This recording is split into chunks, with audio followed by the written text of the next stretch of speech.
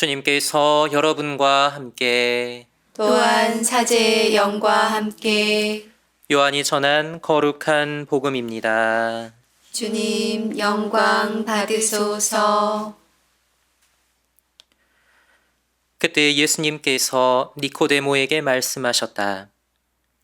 모세가 광야에서 뱀을 들어올린 것처럼 사람의 아들도 들어올려져야 한다. 믿는 사람은 누구나 사람의 아들 안에서 영원한 생명을 얻게 하려는 것이다. 하느님께서는 세상을 너무나 사랑하신 나머지 외아들을 내주시어 그를 믿는 사람은 누구나 멸망하지 않고 영원한 생명을 얻게 하셨다. 하느님께서 아들을 세상에 보내신 것은 세상을 심판하시려는 것이 아니라 세상이 아들을 통하여 구원을 받게 하시려는 것이다. 아들을 믿는 사람은 심판을 받지 않는다. 그러나 믿지 않는 자는 이미 심판을 받았다. 하느님의 외아들의 이름을 믿지 않았기 때문이다. 그 심판은 이러하다. 빛이 이 세상에 왔지만 사람들은 빛보다 어둠을 더 사랑하였다. 그들이 하는 일이 악하였기 때문이다. 악을 저지르는 자는 누구나 빛을 미워하고 빛으로 나아가지 않는다. 자기가 한 일이 드러나지 않게 하려는 것이다. 그러나 진리를 실천하는 이는 빛으로 나아간다. 자기가 한 일이 하느님 안에서 이루어졌음을 드러내려는 것이다. 주님의 말씀입니다. 그리스도님 찬미합니다.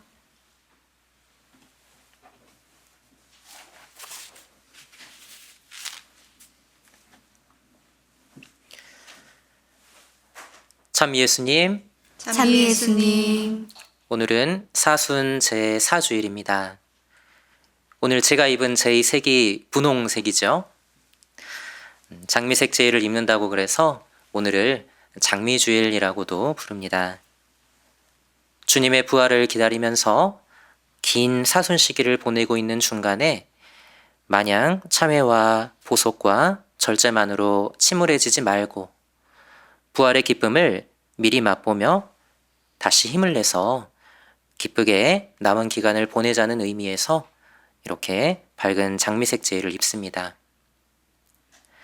다가오는 부활의 기쁨을 이렇게 제의 색깔로만 드러내는 것이 아니라 사순 제4주일에 미사 전례문과 독서, 복음 말씀 또한 모두 기쁨과 관련된 내용으로 이루어져 있습니다. 오늘 미사의 입당송은 이사야서의 말씀입니다. 즐거워하여라 예루살렘아, 그를 사랑하는 이들아 모두 모여라. 슬퍼하던 이들아 기뻐하고 즐거워하여라. 너희가 위로의 젖을 먹고 기뻐 뛰리라. 즐거워하여라 하고 미사를 시작하기 때문에 이 장미주일을 다른 말로 또 즐거워하여라 주일이라고도 부릅니다.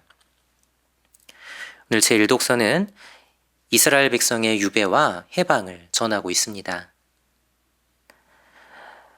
이스라엘 백성은 하느님이 보내신 예언자들의 말을 듣지 않았고 그 결과 패망하여 바빌론으로 유배를 가게 됩니다.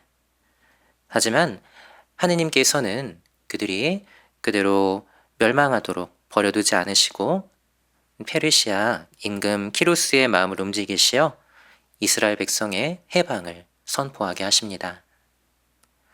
이처럼 제1독서는 하느님께 대한 불충으로 고난과 역경을 겪을지라도 종국에는 구원으로 이끄시는 하느님의 사랑과 자비를 전하고 있습니다. 오늘 복음은 요한복음 3장 14절부터 21절까지의 말씀을 들었습니다. 하느님께서는 세상을 너무나 사랑하신 나머지 외아들을 내주시어 그를 믿는 사람은 누구나 멸망하지 않고 영원한 생명을 얻게 하셨다.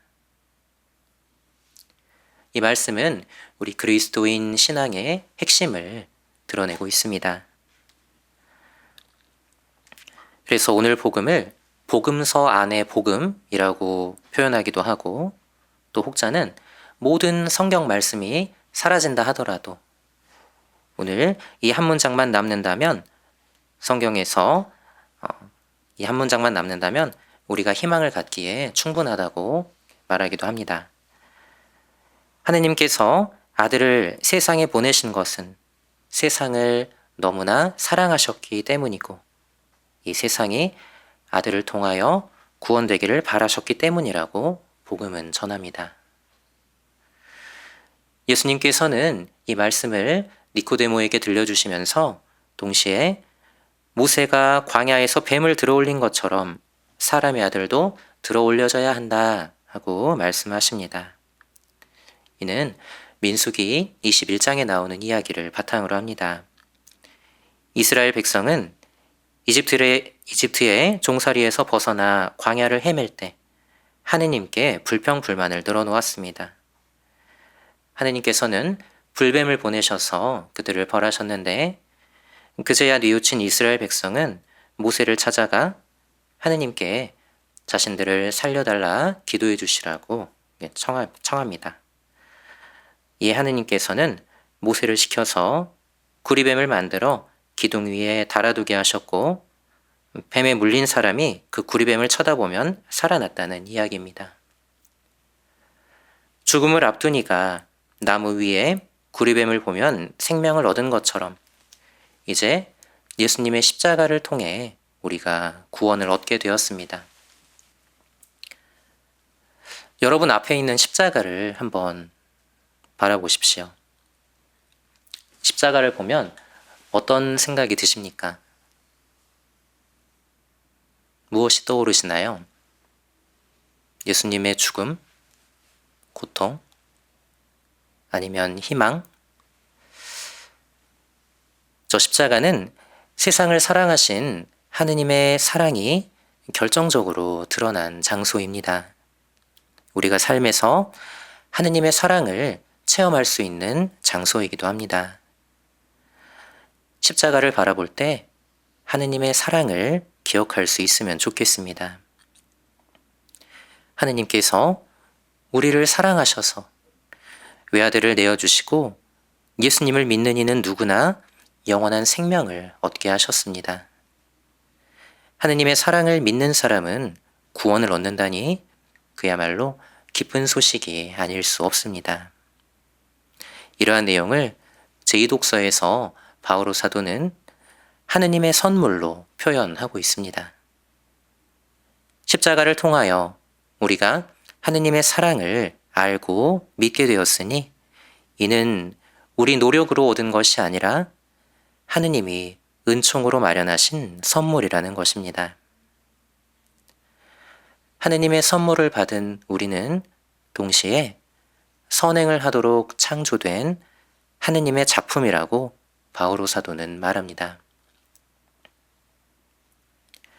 사랑하는 형제자매 여러분, 하느님의 작품인 여러분, 사순제 사주일에 우리는 독서와 복음 말씀을 통해서 하느님의 사랑을 기억하며 동시에 선행의 실천으로 초대받고 있습니다.